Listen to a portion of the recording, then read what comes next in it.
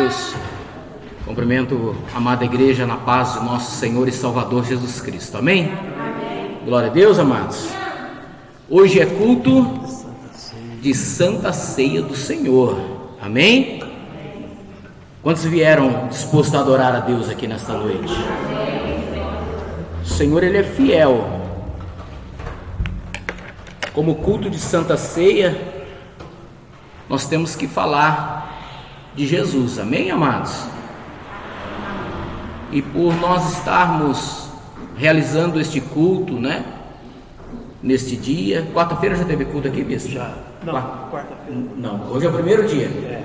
O primeiro dia após, né, a liberação aí, para nós estarmos adorando a Deus. Mas quarta-feira já vai estar normal, né? Quarta-feira está normal. Tivemos sim uma reunião de oração quarta-feira. Sim, mas quarta-feira vamos continuar o culto. Vamos continuar normal. Então vamos continuar as campanhas na quarta-feira, amém, amados? A campanha que foi encerrada aí, tivemos que parar pelos problemas, né? Mas a igreja retornando, quarta-feira continua então as campanhas. Nós estaremos aí, tá? Dando continuidade à campanha que eu estava fazendo aqui, quebrando as muralhas. Amém? Abra a palavra de Deus comigo no livro do profeta messiânico, o profeta Isaías, no capítulo de número 63. Hoje nós vamos falar de Jesus, mas no Antigo Testamento. Amém?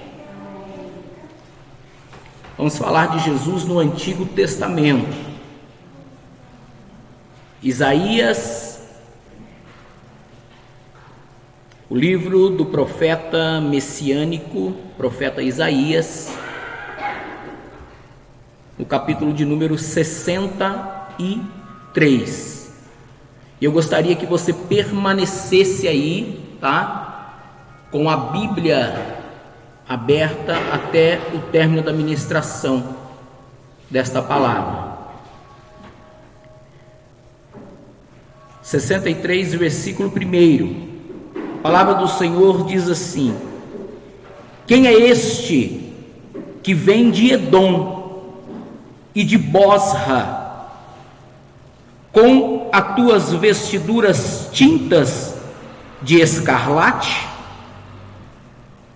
Este que é glorioso no seu traje e que marcha na plenitude da sua força. Segura aí. O profeta Isaías aqui, ele começa a ter uma visão, uma teofania, uma visão muito nítida daquilo que ele está vendo. Mas aqui o profeta, ele não consegue saber e distinguir quem é que está vindo. Ele começa dizendo: mas quem é este que vem de Edom, e especificamente da cidade de Bosra? Ele diz este que vem de Edom. Ele estava dizendo: quem é este que vem da terra do inimigo? Porque os edomitas, eles eram os piores inimigos do povo de Israel. E quando nós olhamos o profeta tendo esta visão e dizendo: quem é este que vem da cidade do inimigo? Este que vem com as suas vestes tintas de escarlate, de vermelho. Ele não sabe quem é, por isso ele começa a perguntar. E geralmente, amados, trazendo agora para nós, para os dias de hoje, quando nós assistimos um filme de guerra, um filme de luta, e sempre nesse filme que nós assistimos, sempre tem o ator principal do filme. E as histórias, amados, se vocês forem ver, quase todas são a mesma história. Começa o filme e começa a guerra, e lá no final do filme o ator principal, ele aparece voltando da guerra. Só que ele aparece machucado, ele aparece sujo, ele aparece com as suas vestes todas cortadas, ele aparece sangrando, ele vem mancando, alguns vêm se arrastando. Mas Isaías, ele tendo esta visão, Ele começa dizendo: mas quem é este que vem da cidade do inimigo? E dos piores inimigos do povo de Israel. E ele começa dizendo que este que vem da cidade Bosra, ele não vem machucado, ele não vem ferido, ele não vem se arrastando, mas ele diz: quem é este que vem glorioso, marchando com as suas vestes gloriosas? Amados, aquele que vinha da cidade do inimigo, ele não era um soldado que voltava da luta, ele não era um sargento quem voltava daquela guerra, era o nosso general de guerra, Jesus Cristo de Nazaré. Ele vinha marchando glorioso sobre as tuas vestes. E como ele não tem aqui, amados, uma resposta, ele perguntou: quem é este que vem da cidade de Bosra e que vem com a sua veste manchada aqui de vermelho, de escarlate? Aí ele continua perguntando pela segunda vez: este que é glorioso no seu traje e que marcha pela plenitude da sua força. Aqui agora começa um diálogo. O profeta Isaías, ele pergunta 2 vezes, e agora ele começa a obter uma resposta. Aquele que vinha, que Isaías ainda não sabia quem era, começa a responder para o profeta Isaías dizendo assim: olha, sou eu. Quando o Senhor olha para ele e diz: sou eu, agora o profeta, ele começa a ter noção de quem era aquele que vinha da cidade do inimigo, porque no passado ninguém era na primeira pessoa dizendo sou eu, senão o Senhor.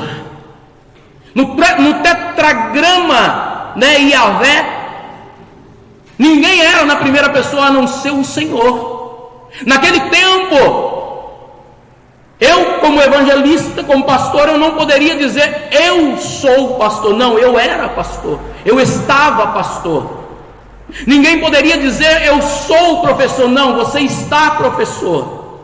Ninguém poderia dizer eu sou advogado. Não, você está advogado. A única pessoa que poderia dizer eu sou era o Senhor. E aqui ele já começa a entender quem estava vindo da cidade do inimigo. Se você for olhar para a Bíblia Sagrada, você vai ver quantas vezes o Senhor pronunciou sobre isso, dizendo eu na primeira pessoa, dizendo eu sou. Ele estava dizendo: olha, Isaías, sou eu que venho da cidade do inimigo. Eu não venho machucado, eu não venho ferido, eu não venho me arrastando, mas eu venho marchando com a minha traje gloriosa, eu venho marchando no meu poder, eu venho marchando porque eu sou o Senhor. Quando nós olhamos, quando o Senhor chega e a Marta manda chamar o Senhor, Maria manda chamar o Senhor, porque o teu irmão havia morrido. Ele chega, para na porta da cidade, e Marta chega atribulada, que era ela, dizendo: Senhor, se o Senhor tivesse chegado antes, meu irmão não teria morrido. Ele disse: calma, Marta, calma, o seu irmão há de ressurgir. Aí ela disse: eu sei, mas ela não sabia era nada. Ela coloca ela como a primeira pessoa, dizendo: não, eu sei. E o Senhor disse: não é você que sabe, não, Marta, sou eu, Marta. Eu sou a ressurreição e a vida. Ainda que esteja morto, viverá. Quando nós olhamos o Senhor dizendo da primeira pessoa: eu sou. Se você for olhar, eu sou. Ele dizendo: eu sou a esplendorosa estrela da manhã, eu sou o lírio dos vales, eu sou aquele que pisou na cabeça da serpente, eu sou o unigênito do Pai, eu sou o primogênito dos mortos, eu sou o pão vivo que desceu do céu, eu sou a fonte inesgotável de águas vivas. O Deus que nós servimos é o único que pode dizer para a minha vida e para a tua vida nesta noite: eu sou o Deus que tenho cuidado de ti, eu sou o Deus que estou nesta casa, eu sou o Deus que estou sobre a tua vida, eu sou o Deus que tenho te guardado, eu sou o Deus que tenho te livrado, eu sou o Deus que estou nesta casa nesta noite, eu sou o Deus que resplandece a minha glória sobre a tua vida, eu sou o Deus que nessa noite manifesta o meu poder, a minha glória e a minha unção sobre a tua vida.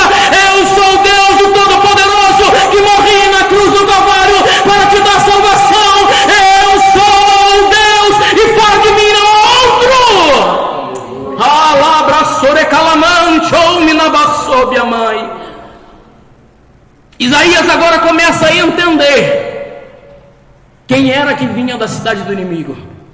O Senhor dizendo: eu sou.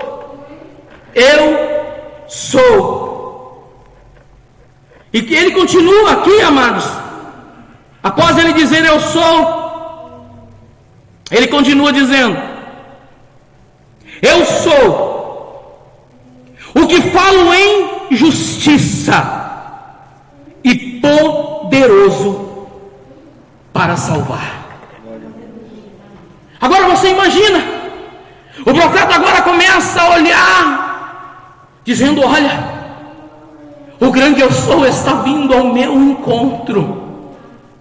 O mesmo que veio ao encontro do profeta messiânico, dizendo: é eu que sou Isaías, é o mesmo que se apresenta nessa noite diante da sua vida, dizendo: eu sou o que falo em justiça. Sabe, amados, talvez você entrou aqui nessa noite e você está sendo injustiçado por alguma coisa que falaram contra a tua vida, ou que fizeram contra a tua vida, mas creia que o Deus de justiça está aqui nesta noite. Aquele que faz justiça pela minha vida, aquele que faz justiça pela tua vida, ele está olhando por mim, ele está olhando por você. E eu quero dizer uma coisa para você: a justiça de Deus não falha. A justiça do homem pode falhar, os homens podem te acusarem do que for, os homens podem falar da tua vida, mas a justiça do nosso Deus, o Todo-Poderoso, não falha sobre a minha vida, não falha sobre a tua vida. Sabe por quê? Porque a Bíblia Sagrada nos diz no Salmo de número 89 que juízo e justiça formam a base do teu trono, mas que misericórdia e verdade vão adiante dos teus olhos. Há um trono de justiça sobre esta casa, há um trono de justiça sobre a tua vida. É eu que falo em justiça, disse o Senhor dos Exércitos. E ele disse mais: e poderoso. Quando eu olho para isso, irmão, o próprio Deus olhando para o profeta, dizendo: olha, quem é poderoso aqui sou eu. O Deus que nós servimos, ele é poderoso a ponto, amados, de pegar toda a água do planeta na concha das tuas mãos e dizer: ei, meu filho, está preocupado porque eu estou no controle. A palavra do Senhor nos diz, amado, que na medida de um efa, ele pega todo o pó da terra e diz: olha, eu sou poderoso e eu faço justiça, não se preocupe. Sabe por quê? Porque o meu poder se aperfeiçoa na fraqueza. Está fraco? É o poder de Deus que se manifestará sobre a tua vida nessa noite. Eu creio que nós vamos sair daqui nessa noite fortalecidos pelo poder do Todo-Poderoso. Alabra sorecamanda banda sébia. Oh, Rei da Glória, eu estou sentindo a presença do Poderoso aqui nessa noite. Quem pode dar glória a Deus aí? Quem pode glorificar o nome do Deus Altíssimo? Arala sorecalamancho. Minabassubiamando rabanda rece.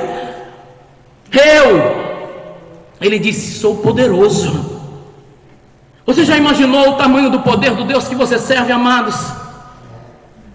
Esses dias eu estava fazendo uma live disso e falei sobre isso. Falei: amados, vocês têm se preocupado com tantas coisas que têm acontecido hoje no mundo, estão se esquecendo de olhar para o tamanho do Deus que você serve. Um Deus poderoso, um Deus zeloso, um Deus que faz aquilo que o homem não pode fazer, um Deus que alcança onde o homem não pode alcançar.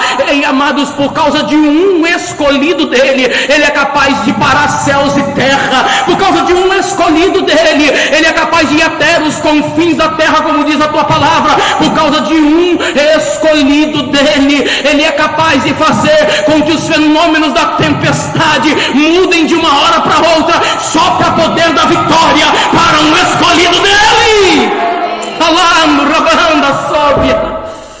Aleluia. Ele disse: sou eu, Isaías, o poderoso Isaías.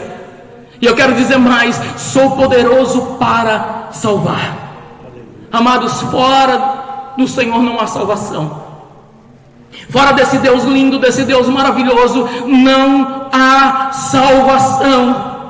As pessoas estão correndo de um lado para o outro. As pessoas estão procurando salvação aonde não há salvação. As pessoas estão mudando agora de religião, dizendo: não, eu passei tanto tempo dentro de um lugar na minha minha vida não mudou. Sabe por que a tua vida não mudou? Porque você ainda continua com a cabeça firmada no Egito.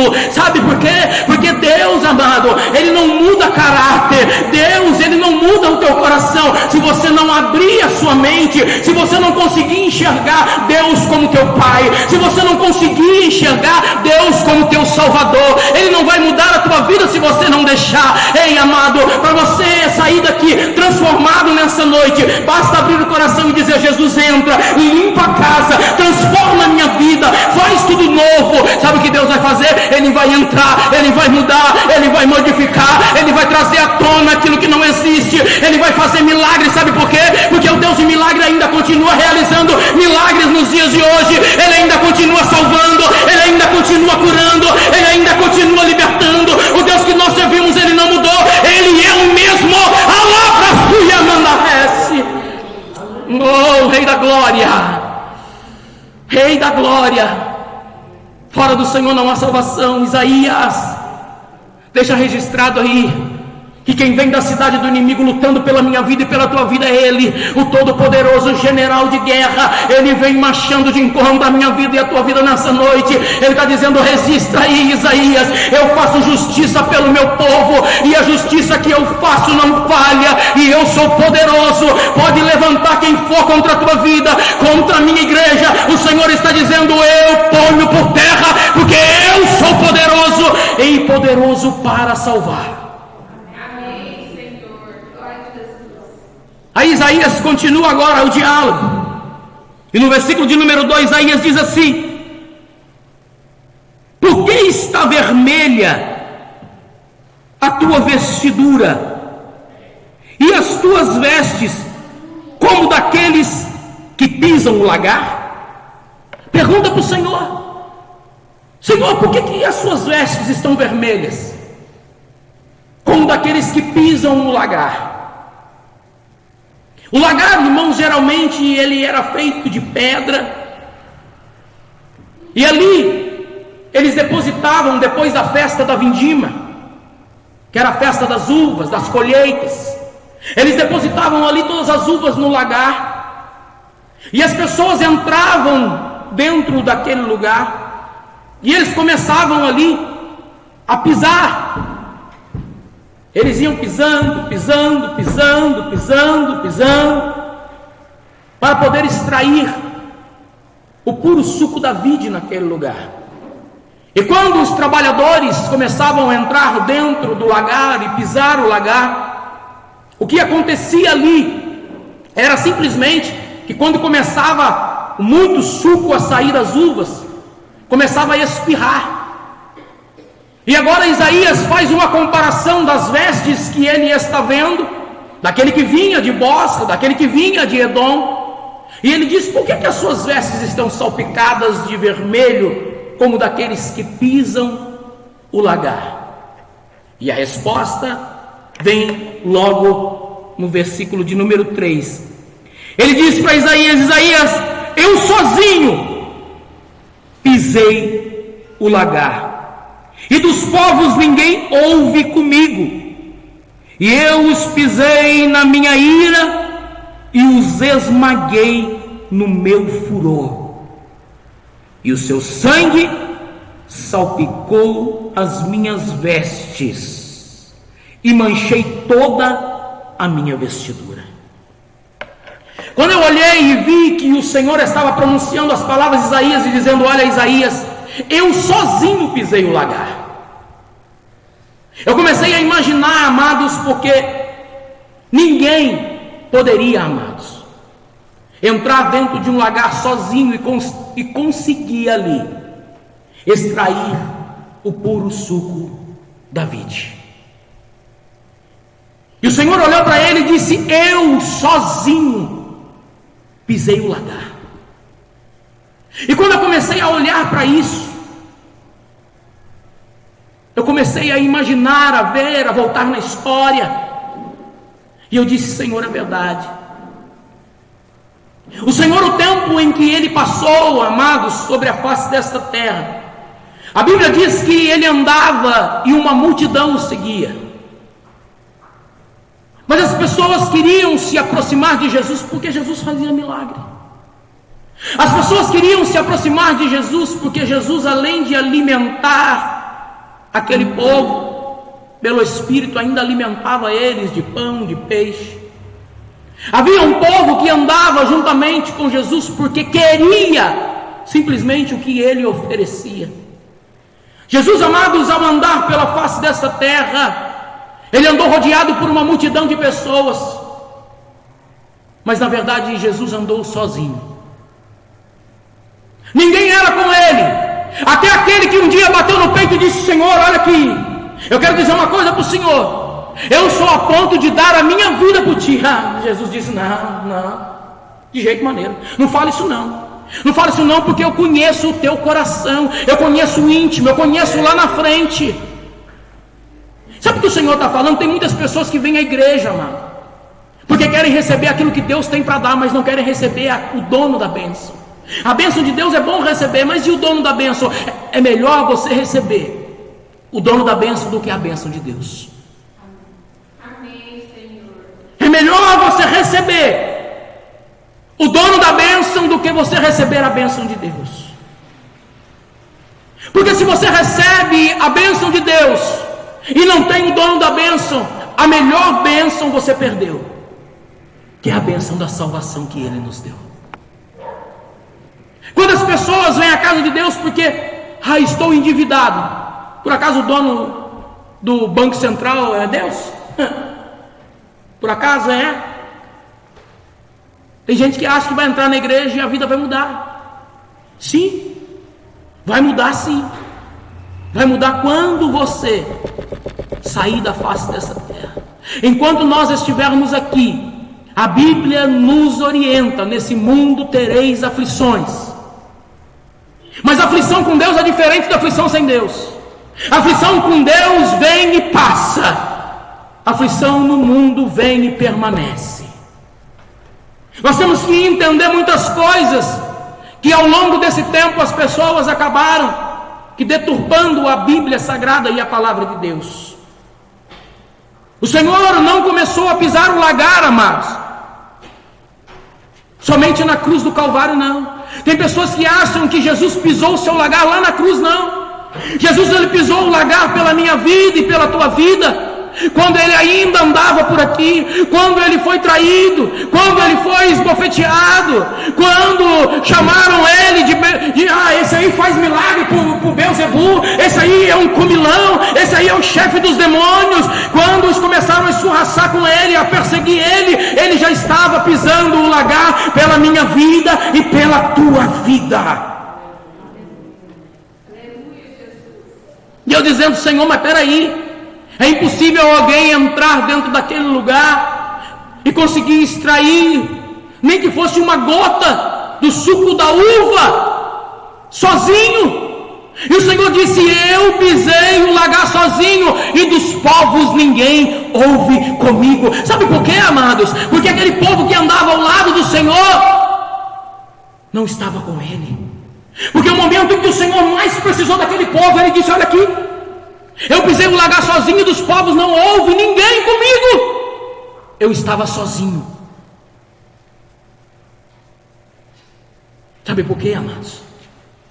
Talvez o versículo mais triste da Bíblia Sagrada está aqui no versículo de número 5. No versículo de número 5 ele diz assim: olha, olhei, mas não havia quem me ajudasse, e admirei-me de não haver quem me sustivesse, pelo que o meu próprio braço me trouxe a vitória, e o meu furor é o que me susteve. Agora você imagina o Senhor dizendo assim: olha, eu olhei para um lado, eu olhei para o outro, e admirei-me. Olha o que o Senhor diz: admirei-me de não ter ninguém que me ajudasse. Cadê aquele povo que andava comigo? Cadê aquele povo que batia no peito dizendo que estava comigo? Cadê aquele povo que dizia que dava a vida por mim? Cadê? O Senhor, como homem naquela cruz, Ele admirou-se de não ter ninguém que ajudasse ele. Ele aqui como homem falando: olha, cadê o povo que andava comigo? Cadê o povo que dizia que era comigo? Cadê o povo que levava a minha palavra e em tempos de crise sumiram? Cadê o povo que dizia ser crente? Cadê o povo do glória a Deus e do aleluia que de repente sumiu? Por causa de algo que é invisível, que você não consegue ver, mas que você está com medo. Ei, amado, a Bíblia Sagrada nos orienta sobre isso. Tenha medo daquele que pode tirar a tua vida. Teme aquele que pode tirar a tua vida. Ah, pastor, e se eu pegar e morrer? Se você estiver com Cristo, querido, a Bíblia diz que Deus se alegra na morte de um justo. Se Ele se alegra, não diria nós, hein? Nós vamos se alegrar também. Vamos se alegrar, mas tem que estar salvo. Estamos vivendo um tempo difícil. Jesus andou sozinho, sabe por quê? Para que hoje a promessa dele se cumprisse sobre a minha vida e sobre a tua vida. Jesus caminhou sobre a face dessa terra só para que hoje eu e você pudéssemos olhar para ele, e ele olhar para você e falar para você: filho, há uma promessa. Eu andei só para que vocês não andassem só, porque ele prometeu: eis que estarei convosco todos os dias até a consumação do século. Eu não estou sozinho e você não está sozinho. Jesus, ele passou os piores momentos da vida dele na face dessa terra, e ele mastigou cada pecado que eu plantei na face dessa terra, tudo aquilo que eu plantei de ruim na face dessa terra, todos os meus erros, todos os meus pecados, tudo aquilo que eu fiz de errado, todo fruto amargo, Jesus colheu todos, e comeu um por um, para que hoje ele pudesse olhar para mim e para você e dizer: filho, eu comi todos os frutos amargos que você plantou, todo pecado, toda imundícia, eu levei sobre a cruz no Calvário, para que hoje eu pudesse oferecer para ti um fruto diferente. Ele vai lá e diz aqui: eu te ofereço hoje o fruto da árvore da vida e da vida eterna, que só eu posso te dar. Ah, Suriamanda, Laba Subiamanto. O Senhor tem salvação para a minha vida e para a tua vida. Vamos nos colocar em pé, que agora nós vamos passar por um momento da Santa Ceia do Senhor.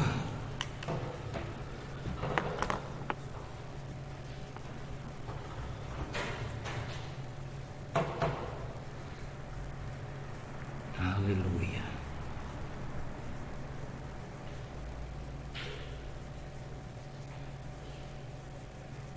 Abra a palavra do Senhor comigo, 1 Coríntios,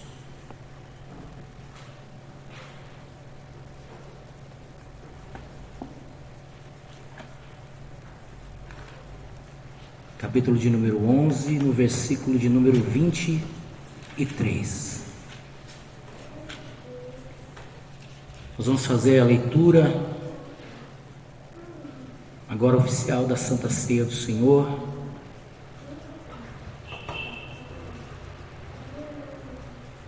Amém? A palavra do Senhor nos diz assim: porque eu recebi do Senhor o que também vos entreguei, que o Senhor Jesus, na noite em que foi traído, tomou o pão, e levantando, dando graças, e partiu e disse: tomai e comei, isto é o meu corpo que é partido por vós.